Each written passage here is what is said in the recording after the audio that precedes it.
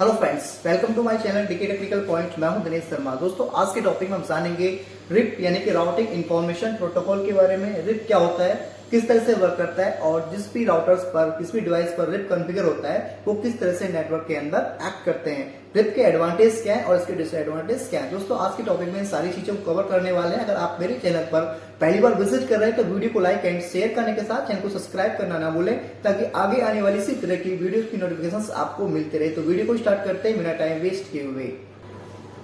Rib यानी कि routing information protocol से कुछ बेसिक पॉइंट्स है, पहले उनको जान लेते हैं किस तरह से रिप वर्क करता है। It is a distance vector protocol based on hop count matrix. यानी कि रिप क्या है, यह एक डिस्टेंस वेक्टर प्रोटोकॉल है जो हॉप काउंट के बेस पर वर्क करता है। यानी कि जब भी रिप जो कॉन्फ़िगर राउटर्स हैं उनको किसी भी डेस्टिनेशन पर डेटा सेंड करना होता है तो वहां पे वो hop count number of routers जहां पे कम होंगे जिस वे में, इस रूट में, वो उसी रूट से डेटा को फॉरवर्ड करेंगे।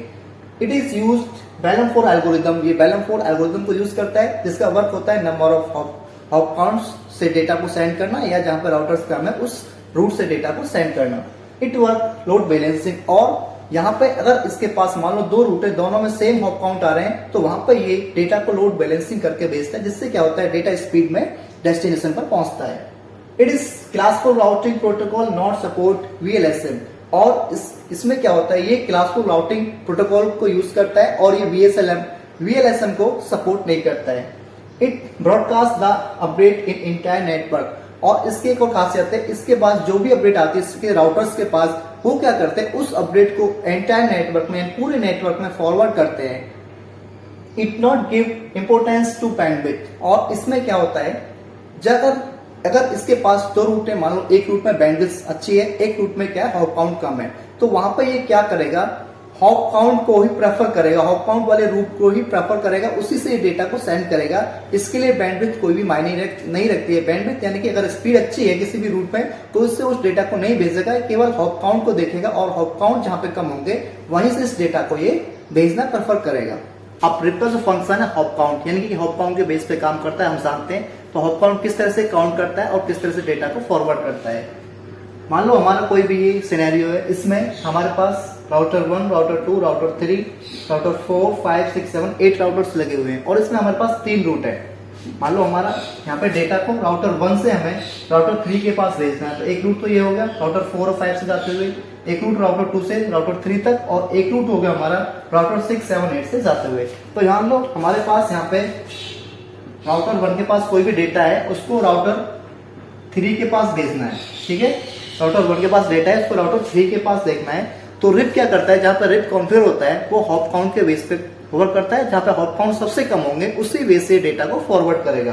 तो रूट 1 में हम देखते हैं कितने हॉप काउंट है। एक हॉप काउंट यहाँ पे हो गया, एक यहाँ पे हो गया और एक ये हो गया। इसको हॉप काउंट होता है राउटर से राउटर के बीच से होता है, एक हॉप काउंट काउंट करते हैं उसको। ठीक है, यहाँ पे रूट 1 में हमारे 3 हॉप काउंट है और रूट 2 हमारा ये हो गया, इसमें कितना, एक हॉप काउंट यहाँ पे हो गया और एक हॉप काउंट यहाँ पे हो गया। तो यानी कि रूट 2 जो है हमारा, इसमें हमारे 2 हॉप काउंट है। और एक रूट हमारे पास ये भी है, इसमें देखेंगे कितने हॉप काउंट है, 1, 2, 3 और 4। इसमें हमारे पास 4 हॉप काउंट है।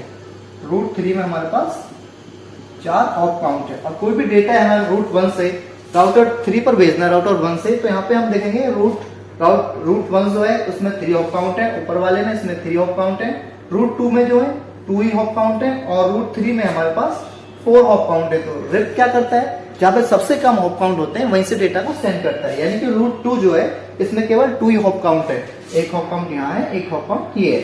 तो ये डेटा को क्या करेगा, इस वे से यहाँ पे सेंड करेगा, पहले इस राउटर के पास जाएगा, उसके बाद फिर ये राउटर 3 पर डेटा को सेंड करेगा। यानी कि जहां पे नंबर ऑफ राउटर्स कम होंगे बेसिकली वहां पे हॉप काउंट कम आएंगे, और जहां पे हॉप काउंट कम होंगे वहां पे बेसिकली नंबर ऑफ राउटर्स कम आएंगे। इस तरह से रिप जो है इस तरह से हॉप काउंट को चूज करता है, इस तरह से इसका हॉप काउंट जो फॉर्मूला यहाँ पे वर्क करता है। अगर मान लो इसकी बैंडविड्थ ज्यादा है इस रूट की, तो भी ये बैंडविड्थ को प्रेफर नहीं करेगा, केवल हॉप काउंट देखेगा और डेटा को सेंड करेगा।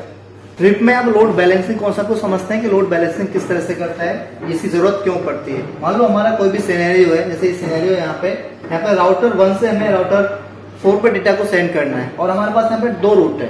Root 1, route 2। पहले देखते हैं हॉप काउंट, क्योंकि ये जो है रिप जो है हमेशा हॉप काउंट के बेस पे ही डेटा को सेंड करेगा। जहां पे सबसे कम हॉप काउंट होंगे वहां से डेटा को सेंड करेगा।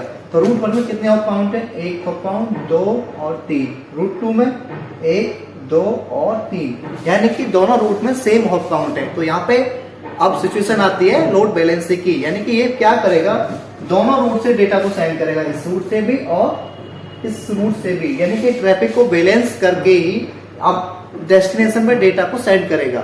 अगर इसमें मान लो एक हॉप काउंट कम होता तो इस रूट से डेटा को सेंड कर देता, लेकिन यहाँ पे क्या है, दोनों के पास बराबर हॉप काउंट है, बराबर राउटर्स हैं, तो इस दोनों ही रूट से अब डेटा को सेंड करेगा, लोड बैलेंसिंग के साथ डेटा को सेंड कर देगा। इससे क्या होगा, डेटा जो है हमारा फास्ट स्पीड में डेस्टिनेशन एंड तक पहुंच जाएगा। इस तरह से रिप के अंदर एक इसको एडवांटेज कह सकते हैं कि ये डेटा को लोड बैलेंसिंग करके डेस्टिनेशन पर सेंड करता है। अब इसका एक नेक्स्ट पॉइंट है, इसमें है distance vector not support bandwidth, यानी कि डिस्टेंस वेक्टर प्रोटोकॉल है, रिप जो है ये बैंडविड्थ को सपोर्ट नहीं करता है। बैंडविड्थ यानी कि अगर किसी भी रूट में स्पीड अच्छी आ रही है तो ये स्पीड को भी प्रेफर नहीं करेगा, ये केवल हॉप काउंट के बेस पर ही वर्क करेगा। जहां पे मिनिमम हॉप काउंट होंगे वहां से डेटा को सेंड करेगा। किस तरह से, मान लो हमारा कोई सिनेरियो है, इसमें राउटर 1 से डेटा को हमें राउटर 3 पर भेजना है, इसका सोर्स है और ये इसका डेस्टिनेशन है, ठीक है। तो यहाँ पे 100 Mbps की स्पीड है इस वे में, इस रूट में, और इस वाले रूट में 100 kbps की स्पीड है, और इस वाले रूट में भी 100 Mbps की स्पीड है, यानी कि ये रूट वाला 100 Mbps पे वर्क करता है और ये वाला है इसमें भी 100 Mbps की स्पीड है, और बीच वाले रूट में जो है केवल 100 kbps की स्पीड है, यानी कि इन दोनों रूट्स में इससे 10 टाइम बेटर स्पीड वर्क करती है। अगर यहाँ से डेटा जाएगा तो 10 टाइम पहले वहां पर डेटा पहुंच जाएगा। लेकिन यहाँ पे हम देखते हैं रिप यहाँ पे कॉन्फ़िगर है इन राउटर्स के ऊपर, राउटर 1 से राउटर 3 पर मैं डेटा को सेंड करना है, तो रिप की पॉपुलरिटी है, रिप जो वर्क करता है हॉप काउंट के बेस पे वर्क करता है। जहां पे मिनिमम राउटर्स उस वे में होंगे, मिनिमम हॉप काउंट्स होंगे, वहां से डेटा को सेंड करेगा। तो इसमें इस वाले रूट में 1 हॉप काउंट, 2 हॉप काउंट और 3 हॉप काउंट है। इस वाले रूट में 1 हॉप काउंट, 2 हॉप काउंट, और इस वाले रूट में 1, 2, 3 और 4 हॉप काउंट है, यानी कि इसमें 3 हॉप काउंट है, इसमें 2 हॉप काउंट है, इसमें 4 हॉप काउंट है। तो आपको पता है रिप जो है हॉप काउंट के बेस पे वर्क करेगा, जहां पे मिनिमम हॉप काउंट होंगे, तो रिप जो है इस वाले वे को ही चूज करेगा, प्रेफर करेगा डेटा को सेंड करने के लिए। वो ये नहीं दिखेगा कि यहाँ पे 100 Mbps की स्पीड वर्क कर रही है तो मैं यहाँ से डेटा को सेंड करूंगा जल्दी पहुंच जाएगा, नहीं, वो केवल हॉप काउंट को ही देखेगा। इसलिए हम कह सकते हैं कि रिप जो है नॉट सपोर्ट बैंडविड्थ, यानी कि ये बैंडविड्थ को भी इग्नोर करता है, ये केवल हॉप काउंट के बेस पर ही डेटा को डेस्टिनेशन पॉइंट पर सेंड करता है। इसके लिए बैंडविड्थ की कोई मायने नहीं है, कितनी भी अच्छी स्पीड हो वहां पे, यहाँ पे केवल 100 kbps है और वहां पे 100 Mbps है, 10 टाइम बेटर स्पीड है, लेकिन ये हॉप काउंट के बेस पर वर्क करेगा और डेटा को केवल जहां पे सबसे कम हॉप काउंट होंगे वहीं से डेटा को ये सेंड करेगा। अब यहाँ पे रिप यानी कि राउटिंग इंफॉर्मेशन प्रोटोकॉल के अंदर इसके जो राउटिंग टाइमर्स होते हैं उनको जानते हैं, इनकी राउटिंग टाइमिंग कितनी होती है और किस तरह से वर्क करते हैं। इसका सबसे पहले जानते हैं अपडेट टाइमर। अपडेट टाइमर जो होता है उसका जो समय होता है 30 सेकेंड्स का होता है, यानी कि हमारा कोई भी यहाँ पे रिप कॉन्फ़िगर है, रिप यहाँ पे हमारा कॉन्फ़िगर है दोनों राउटर्स के ऊपर, तो ये जो अपनी जो अपडेट सेंड करेंगे एवरी 30 सेकंड के बाद ये पूरे नेटवर्क में अपनी अपडेट्स को सेंड करते रहेंगे। नेक्स्ट होता है इनका इनवैलिड टाइमर। इनवैलिड टाइमर जो होता है 180 सेकंड्स का होता है। मान लो हमारा कोई भी 2 राउटर्स हैं यहाँ पे, इसका एक नेबर राउटर है, इसका पड़ोसी राउटर है। अब ये जो राउटर है, मान लो राउटर 1 ने कोई भी अपडेट नहीं भेजी है इसको, ठीक है, तो ये राउटर यहाँ पे 180 सेकंड तक वेट करेगा।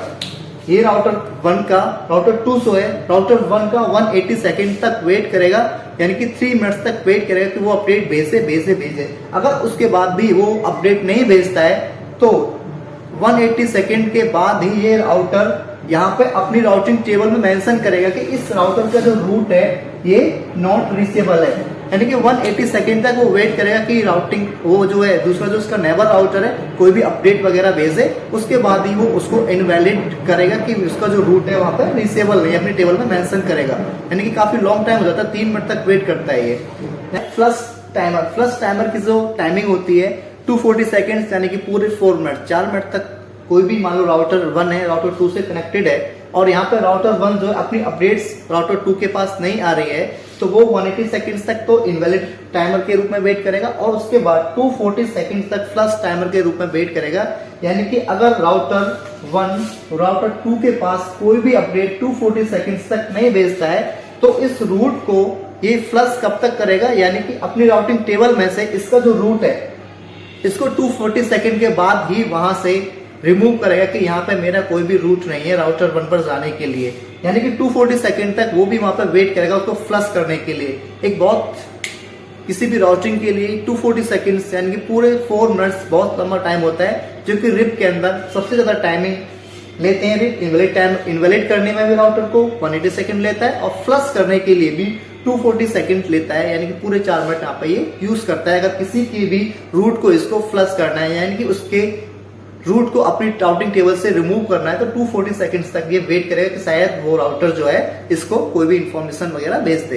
तो इस तरह से इसकी जो प्रोसेस होता है राउटिंग टाइमर्स की 30 सेकंड्स में ये रूट अपडेट सेंड करता है, ये भी स्लो है। और इसका जो इनवैलिड टाइमर का जो टाइमिंग है ये भी बहुत स्लो है। इनवैलिड करता है किसी भी राउटर को 180 सेकंड में और किसी भी राउटर के रूट को फ्लश करता है, रिमूव करता है अपनी राउटिंग टेबल में से कोई भी नेबर, वो भी 240 सेकंड। इस तरह से बहुत ही ये स्लो वे में वर्क करते हैं, इसके राउटिंग टाइमिंग्स होती हैं। कुछ बेसिक पॉइंट्स के द्वारा इसके डिसएडवांटेज और एडवांटेज के बारे में जानेंगे। इसके क्या इसके डिसएडवांटेज हैं और क्या इसके एडवांटेज हैं।